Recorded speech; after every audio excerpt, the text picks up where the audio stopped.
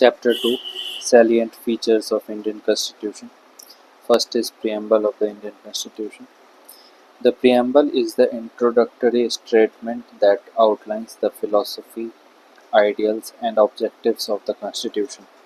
It reflects the vision of the Constituent Assembly and acts as the identity card of the Constitution. Significance of the preamble.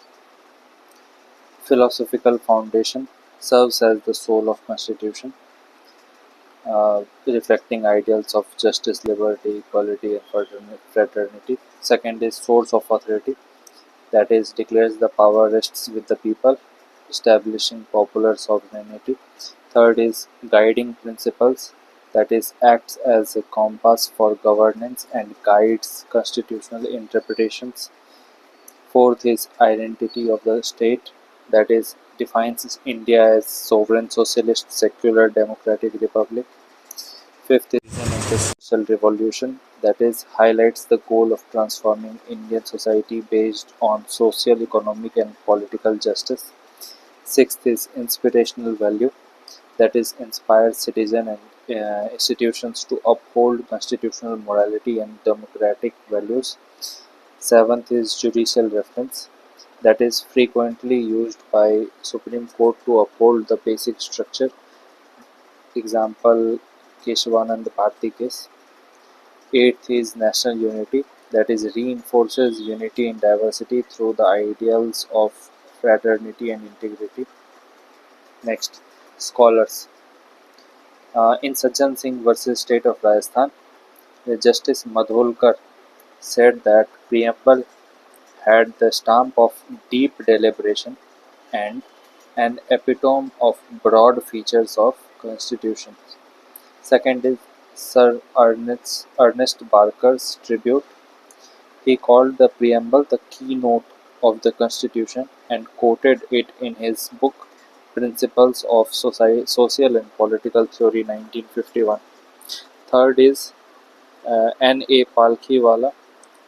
He said preamble is the horoscope of the Constitution. Criticism of the preamble. First, non-justiciable nature, that is, ideals in the preamble are not legally enforceable, reducing their practical impact. Second is redundancy argument, that is, critics argue it merely restates principles already covered in fundamental rights in DPSP. Third is ambiguity, that is, terms such as justice, equality, fraternity are abstract and open to subjective interpretation. Fourth is borrowed principles, that is, critics note inspiration from the US and French constitutions, questioning originality. Fifth is symbolic over substantive, that is, seen as more of a moral declaration than a practical instrument of governance. Sixth is risk of judicial overreach, that is, its use in Keshavanand Bharti 1973 and later cases gives court a wide discretion, raising fears of judicial legislation. Next, debate surrounding whether preamble is part of constitution or not. Judicial debate. First is Berabari case 1960. Supreme Court held that the preamble is not part of constitution. It serves only as a guide to understand the framer's intention, not enforceable in court of law. Second, Golaknath versus State of Punjab 1967. It described preamble as the very soul of the constitution, eternal and unalterable. Though not enforceable, it represents the core principles guiding government. Third, Keshavanand Bharti case 1973. Supreme Court overruled Berubari and held that preamble is part of the constitution. It declared the preamble as part of basic structure doctrine, and it can be amended, but only if the basic structure is not altered. Next is established its role as an interpretative tool for constitutional provision. Fourth, LIC of India versus Union of India 1995. It reaffirmed that preamble is an integral part of the constitution. Now, present position is preamble is part of constitution. It is non-justiciable but has interpretative value. embodies the basic structure restricting Parliament's amending powers. Next topic is salient features and keywords in preamble. First is socialism. It is a governmental system that advocates community ownership and control of all lands and businesses rather than individual ownership. The word socialist, added in preamble by 42nd Amendment Act 1976, aims to eliminate inequality in income, status, and standard of living. Indian socialism. First point, 42nd Amendment Act 1976, the term socialist was added, but directive principle of state policy already reflected socialist ideas. Second, Nehruvian socialism, that is, state-led industrialization, central planning, and public sector control of key industries. Third, five-year plans, that is, promoted industrialization through significant state intervention. Fourth, public sector dominance. The government controlled key industrial areas like steel and mining through public enterprises. Fifth, land reforms. Socialist principles drove land distribution efforts to address rural inequality. Sixth, Gandhian socialism. For example, uh, Article 40, village panchayats, Article 43, encourage the promotion of cottage industry in rural areas. Example, KVIC. Uh, Article 43B supports the voluntary formation and democratic control of cooperative societies, uh, etc. Challenges to socialism in India. First, political challenges. Populism over principle.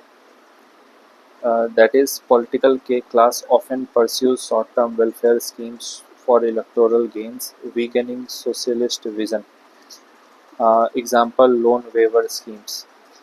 Second political challenge is poor land reform implementation.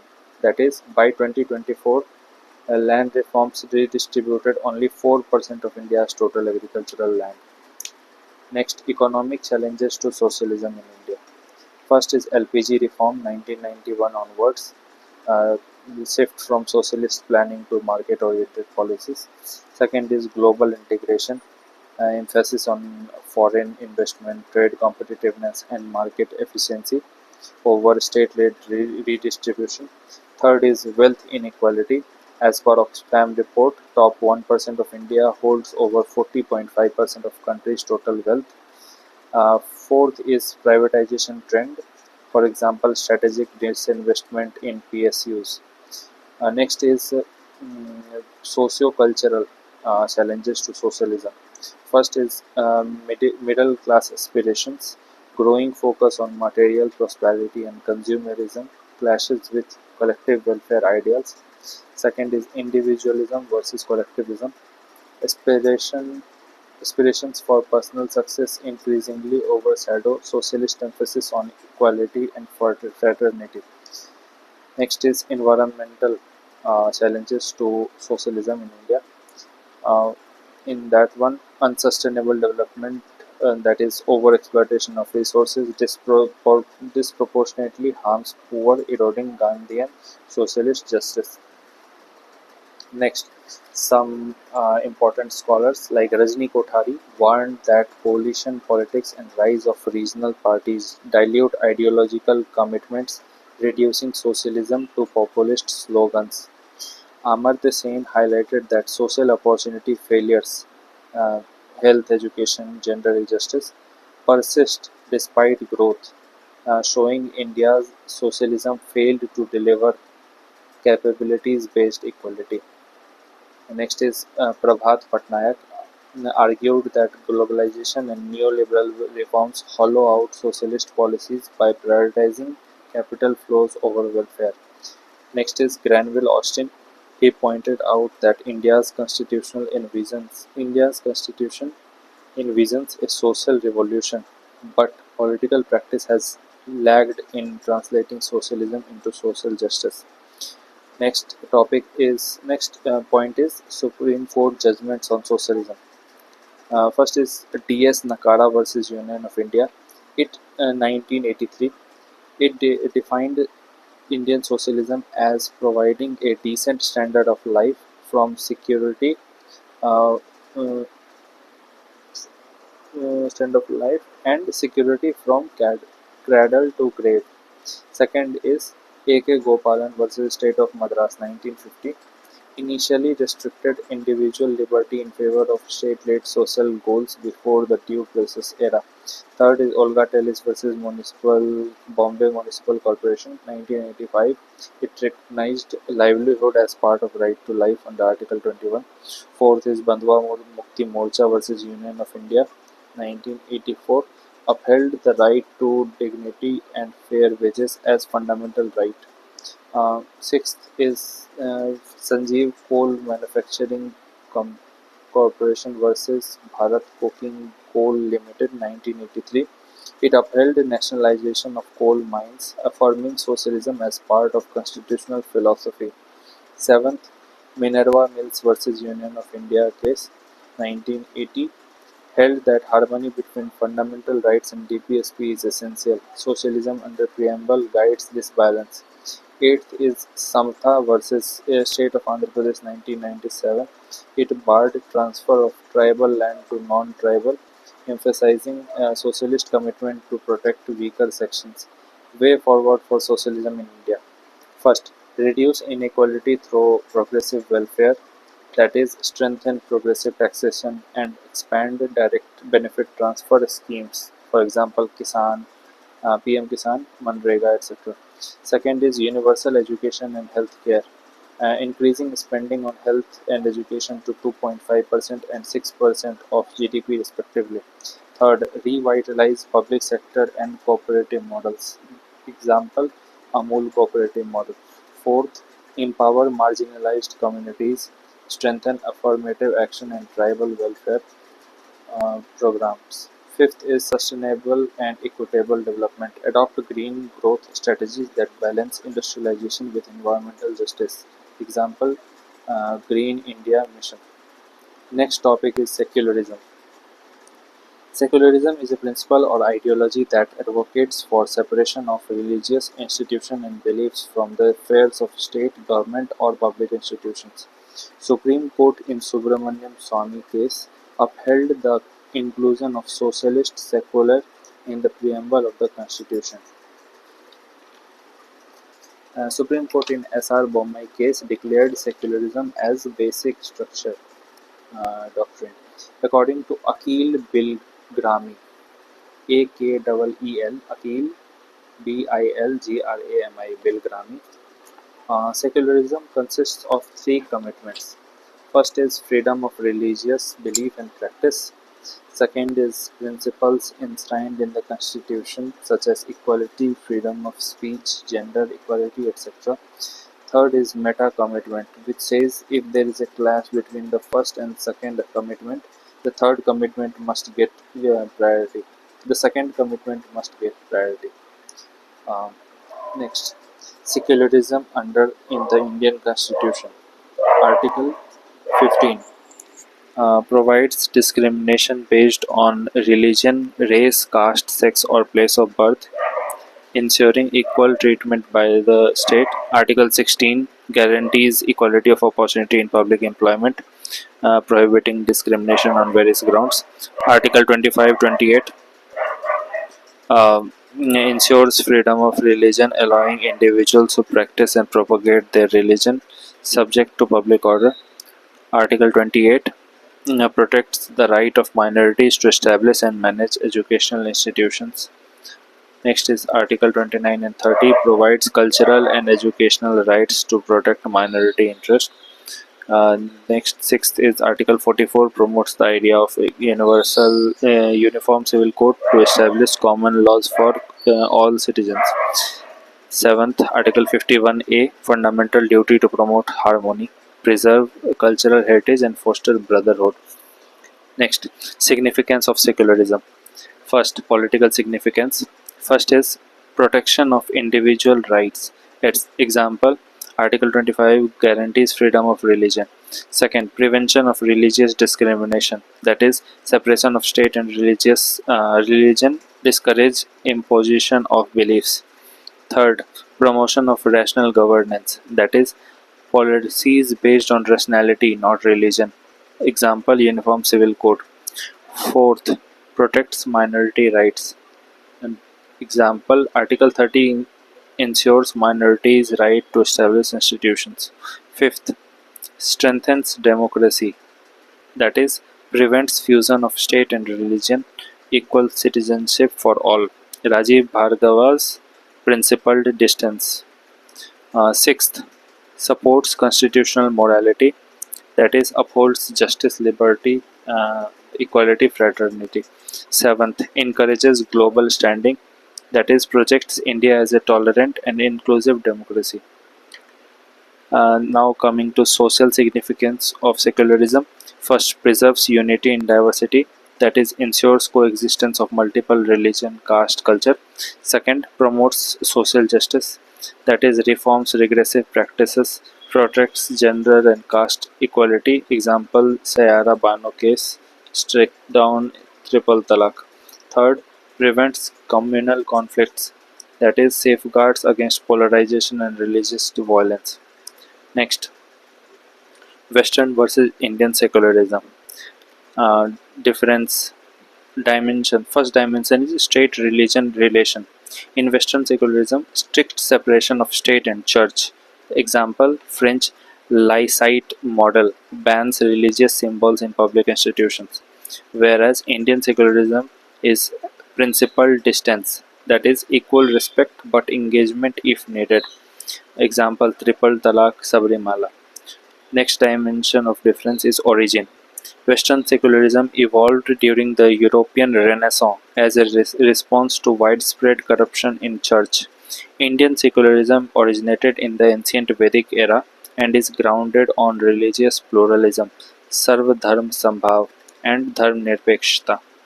Next dimension of difference is role of religion. In Western secularism, religion is confined to private space. In Indian secularism, it is recognized in both private and public life. Next dimension of difference is state intervention. Western secularism, no positive intervention. State avoids reform. Indian secularism, state can intervene to reform evils. Example, abolition of sati, untouchability. Next is rights focus. The next dimension is rights focus. Western secularism, individual centric, freedom of religion. Indian secularism protects both individual rights, that is Article 25, and community rights, Article 26 and 2930. Uh, Nature of neutrality is the next dimension. Western secularism, exclusion of religion from state. In Indian secularism, equal respect and balanced engagement. Threats to Indian secularism. First, political threats. Number one, communal politics. That is, religion used for mobilization. Example, Babri Masjid demolition 1992. Second, majoritarianism. Dominance of majority sentiment undermines minority rights. Example, Nagpur violence 2025 over demand to remove Aurangzeb's tomb. Uh, Third, vote bank appeasement. Political concessions weakening neutrality. Example, Sahabano case 1985. Next is social threats to Indian secularism. First is communal violence. Example, riots weaken harmony. Haldwani riot, Uttarakhand 2024 after madrasa demolition. Second is caste religion overlap. Example, Dalit temple entry struggles continue to in Tamil Nadu villages. Third is patriarchal religious practices, resistance to gender justice. Example, Sabrimala verdict 2018 on women's entry faced strong opposition. Legal and institutional threats to Indian secularism. First is misuse of law. Anti-conversion laws are used to target minorities. Second is weak institutional neutrality. Example, reports of police excesses in Haldwani riots in 2024. Next threat to Indian secularism is global and external threats. First is religious radicalization. Example, ISIS online recruitment case in Kerala 2023-24. Second is diaspora funding. Example, FCRA cancellation 2024 for NGOs accused of communal polarization. Next is media and civil society threats to secularism. First is hate speech and social media. triggering violence. Example, Dehgaam, Gujarat riot 2025 after offensive social media post. Second, communal campaigns. Example, I Love Muhammad campaign unrest in UP 2025. Third is sensationalism in media. TV debates and bias coverage inflames tension. Example, Tablighi Jamaat COVID case. Scholar views. First, Ashish Nandi. Ashish Nandi criticized Indian secularism as an elite project, argued that real tolerance lies in India's traditional religious pluralism, not constitutional imposition. Second, T.N. Madan. He called India's secularism a problematic ideology, arguing it is difficult to implement in a deeply religious society where faith permeates social life. Third, Granville Austin. Indian Constitution envisions secularism as part of the composite culture project, ensuring unity in diversity through equal respect for all faiths. Fourth, Upendra Bakshi warned of secularism's erosion through communalization of state institutions. Next, quotes. Sasi Tharoor. Indian secularism has always been the idea of India. Second quote is of Maulana Abul Kalam Azad. Secularism is not confined merely to political democracy but goes much beyond that. It is a political, social, and cultural process. Supreme Court judgments related to secularism. First is S.R. Bommai versus Union of India 1994, held that secularism is a basic feature. Use of religion in politics can justify dismissal of state governments under Article 356. Aruna Roy. Second is Aruna Roy versus Union of India case 2002, upheld inclusion of value education in schools, clarified that teaching about religions is not against secularism if done in neutral way. Third is Bijoy Emmanuel versus State of Kerala 1986. It upheld Jehovah's Witness children's right not to sing the national anthem on religious ground, linking secularism to freedom of conscience. Fourth is Sayara Banu versus Union of India case 2017. It struck down instant triple talaq case showing secular reformist intervention to uphold gender justice. Fifth is Indian Young Lawyer Association versus State of Kerala Sabrimala case. It allowed women's entry into temples, emphasized constitutional morality over religious customs. Sixth is MP Gopal Krishnan Nair versus State of Kerala 2005 case. The court emphasized that no religious instruction shall be provided in government-aided schools. Now, way forward. First is political reforms. Strengthen election commission's autonomy to check communal campaigning. Promote inner party democracy to reduce in identity-based mobilization. Second is legal and institutional safeguards. In this one, first is gradually implement the UCC to eliminate disparities in personal laws. Second is enact a comprehensive law to law on hate speech to curb communal incitement.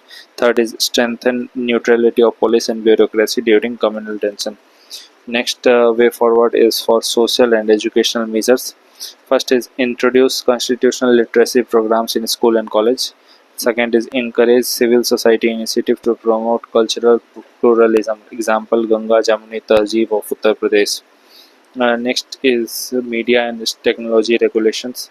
First is strengthen monitoring of fake news and hate propaganda on social media. Second is encourage ethical journalism to avoid sensationalism of communal issues. Next is inclusive development. Focus on education, health, and skill development for minorities. Example, Himayat scheme. Next is debate on inclusion of secularism and socialism. Background. 42nd Amendment Act 1976 added the words socialist and secular to preamble during the emergency. It intended to explicitly reaffirm constitutional ideals of equality, justice, and neutrality of the state. Arguments in favor reflects existing spirits, Even before 42nd Amendment, the Constitution had secular provisions, that is under Article 25, 30, and socialist orientations, that is under DPSP. Second is judicial recognition. Supreme Court in Keshwanand Bharati case and SR Bomai case held secularism and socialism as part of basic structure. Third is moral commitment, that is explicit mention strengthens states commitment to social and religious justice. Fourth is guidance for policy. It helps in framing welfare policies and pro poor programs. And now arguments against. First is redundancy. Values already implicit in constitution, insertion was a political symbolism. Second is lack of debate. Added during emergency without wide consultation or constituent assembly backing. Third is ambiguity. Terms socialist and secularism open to varied interpretations, leading to political misuse. Fourth is dynamic needs. Socialism is seen as outdated in the era of liberalization and globalization. Fifth is imposition of Western constructs. That is, critics say socialism and Western secularism are alien to Indian ethos. Indian tradition allows positive state-religion alignment. Last is procedural concerns. Preamble, adopted in 1949 as the soul of constitution, should not have been retrospectively altered. Key debate in Constitutional Assembly. Uh, First is risk of superficial symbolism. Nehru warned adding secular would be symbolic, stressing that secularism must be lived and practiced rather than declared. Second is need for legislative flexibility. Explicit term could restrict states' scope in social reforms like abolishing untouchability or reforming personal laws. Third point is constitutional role versus ideological proclamation. Ambedkar held that constitution should be a framework of governance, not fixed, rigid ideological commitments. Values must evolve through people's will. Next is fear of misinterpretation. Members like Loknath Misra, H.V. Kamath feared it might be seen as anti-religious, alienating India's deeply spiritual society. Next topic is justice. In the words of John Rawls, justice is the first virtue of social institutions, as truth is of system of thoughts. According to Amartya Sen, justice is not merely a matter of giving people what they are entitled to, but also a matter of treating people with the equal concern and respect they deserve.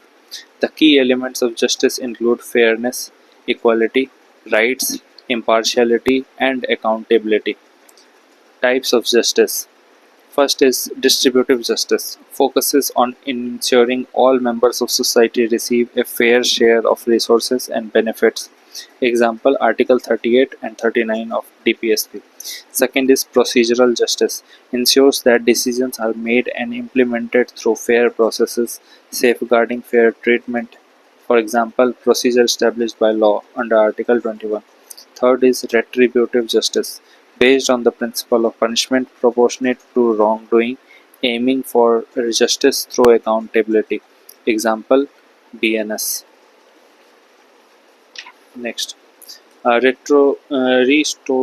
restorative justice. It aims to heal uh, victims, rehabilitate offenders, and repair harms caused to the community. Example, Article 39A and Article 32. Next is principles of justice under Indian Constitution. Social justice is under Article 15, 17, 21, 24. Economic justice is under Article 39B, uh, distribution of material resources. 39D, that is mandates equal pay for equal work for both men and women. 39C, that is a require state to prevent the concentration of wealth. Article 41, state to provide public assistance in case of unemployment or old age. And third is political justice. It is under Article 16, 325, 326, and 330, 332. Okay, next is liberty. The name liberty comes from the Latin word liber, which means free from all shackles. Liberty means freedom of the individual to think, express, and act without arbitrary restraint, subject to reasonable restrictions to protect social order. The preamble guarantees liberty of thought, expression, belief, faith, and worship as fundamental values of the Republic. And now, political theory of liberty. First is J.S. Mill. Liberty is the absence of external restraints and protection of individuality, so long as it does not harm others. Second, Isaiah Berlin differentiated between negative liberty and positive liberty. Negative liberty was freedom from interference. Positive liberty is freedom to act and develop one's potential, that is, self determination. Constitutional law. Liberty is embodied in fundamental rights, Article 19 to 22, especially 21, which the Supreme Court has interpreted broadly to include dignity, privacy, livelihood, health, and environment, etc. Example, Maneka Gandhi Union of India case expanded liberty under Article 21 to include due process of law. Principles of liberty under Indian Constitution. Negative liberty is under 19(1)(a), (b), (c), (d), (e), and 21(22). Positive liberty is under 21, expanded to include dignity, educational, health, livelihood, privacy, etc. Uh, Article 21A, that is right to education for children 6 to 14 years, and DPSP 38, 39, 41, 43, that is to ensure conditions of meaningful liberty through socio-economic justice. Article 25 to 28, freedom of conscience, belief, faith, and worship. Supreme Court on liberty. First, Maneka Gandhi case versus Union of India 1978 expanded Article 21, holding that any procedure must be just, fair, and reasonable, that is, due process of law. Second is Husainara Khatun versus State of Bihar 1979. It recognized speedy trial as part of personal liberty under Article 21. Olga Tellis case versus BMC 1985. Right to livelihood held as part of life and liberty. Case Puttasamy case, right to privacy. Navtesh Singh Johar case, decriminalized homosexuality, expanded liberty to include sexual autonomy. Mm. Joseph Sain versus Union of India struck down adultery law for violating dignity and personal liberty. Anuradha Bhasin versus Union of India 2020. Liberty includes internet access. Indefinite suspension of internet is unconstitutional. Eighth is Safin Jahan versus Ashok KM Hadia case. Recognized in 2018, recognized right to marry a person of choice as part of personal liberty. Ninth is Common Cause versus Union of India, recognized right to die with dignity, upheld passive euthanasia. Now, quotes. Article 21 is designed to assure the dignity of individual as a most cherished human value, which ensures the means of full development and evolution of human being. Justice R.F. Nariman in Puttaswamy case. Second, Gettel, Gettell. Liberty is the positive power of doing and enjoying those things which are worthy of enjoyment and worth. The need of the hour is proactive judicial intervention through creative constitutionalism. Upendra Bakshi. 2. Safeguard personal liberty as justice. Next, equality. Equality means treating individuals without unjust discrimination and ensuring they enjoy the same legal status, right, and opportunities, irrespective of caste, class, gender, religion, wealth. The preamble guarantees equality of status and opportunity, elaborated in Article 14 to 18. Scholarly in perspectives. First, Aristotle. Equality means treating equals equally and unequals unequally in proportion to their need. Second, J.S. Mill. Equality ensures equal liberty for every individual. Amartya Sen stresses capability equality, that is, ensuring equal freedom to achieve valuable life outcomes. Equality under the Indian Constitution is both formal, that is equal law, and substantive, that is affirmative action to remove structural disadvantages. As Ambedkar said, political democracy must be backed by a social and economic democracy to make equality meaningful. Uh, Principles of equality under Indian Constitution. First is civic equality under Article 14, 15, 16. Political equality under Article 326, that is universal adult suffrage, and Article 325, no person to be ineligible for inclusion in or claim to be included in a special electoral roll on grounds of religion, race, caste, or sex. Third is socio-economic equality, Article 330 and 332, reservation of seats for SC and ST in House of the People. Article 38 includes provisions for minimizing inequalities in income status, facilities, and opportunities. 39D directs the state to ensure equal justice and free legal aid. Article 46, promotion of educational and economic interest of scheduled caste, scheduled tribe, and other weaker section. Next is gender equality, Article 50, 15.1, 15.3, 16, 39A. That is equal pay for equal work for both men and women. Challenges to liberty, equality, and justice. Threat to liberty in India. Political and legal threat. Excessive preventive detention. Broad powers under NSA and UAPA undermine personal liberty. Example, Gautam Navalakha case 2023. Second, misuse of sedition and anti-terror laws. That is, it curtails freedom of speech and dissent. Example, sedition charges against journalist Siddiq Kappan and students Kanhaiya Kumar case. Third, majoritarian pressures. Liberty of minorities curtailed by political narratives. Example, hijab ban controversy in Karnataka. Fourth, underrepresentation in legislatures. Women is around 15% of MP in 2024, and minorities face barrier to inclusive democracy. Next, social and cultural threats.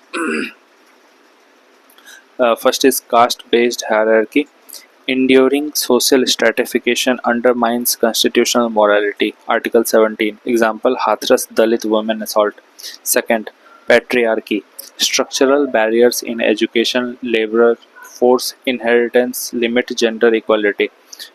Example, female labor force participation only 41% versus 72% in China. Next is economic threats. Poverty in inequality.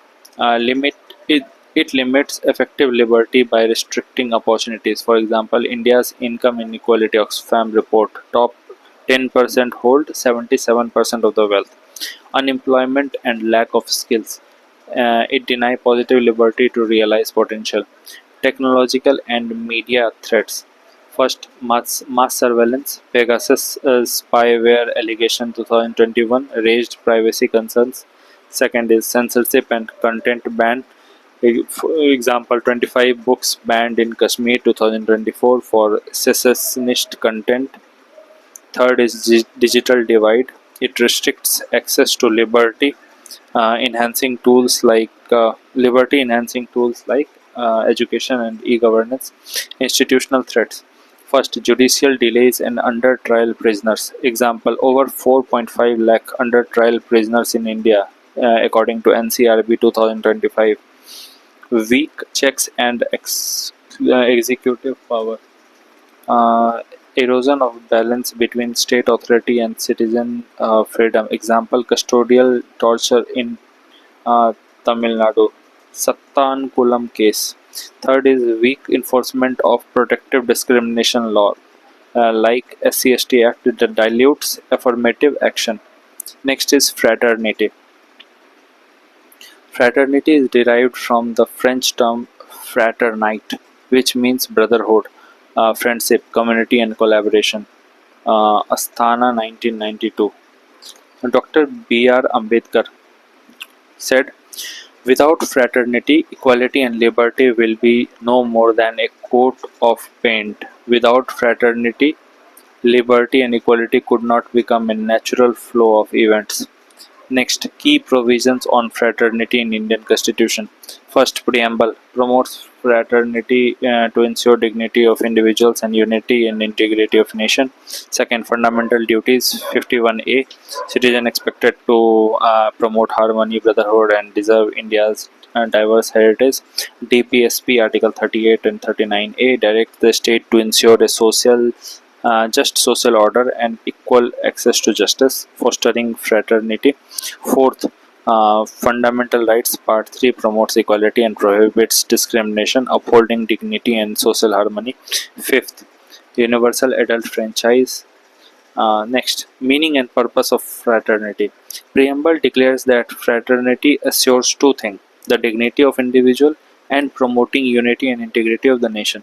According to K.M. Munshi, the phrase dignity of the individual means that constitution not only ensures material advancement and sustains a democratic system, but also acknowledges that each individual's personality is precious.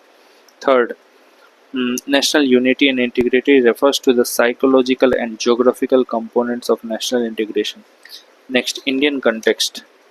Ambedkar saw fraternity as inseparable from liberty and equality, essential for social democracy. Next, constitutional vision.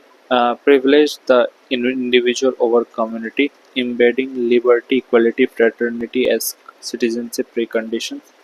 Third, affirmative action, that is reservation, intended to create level playing field and build political fraternity among unequal social groups.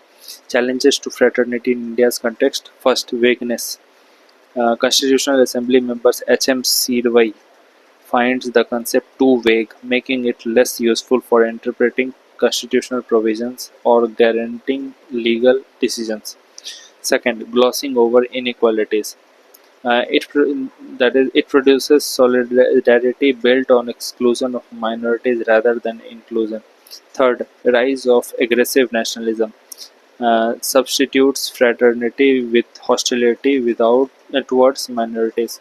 Fourth, fundamentalism, incompatible with fraternity, undermines dialogue and pluralism.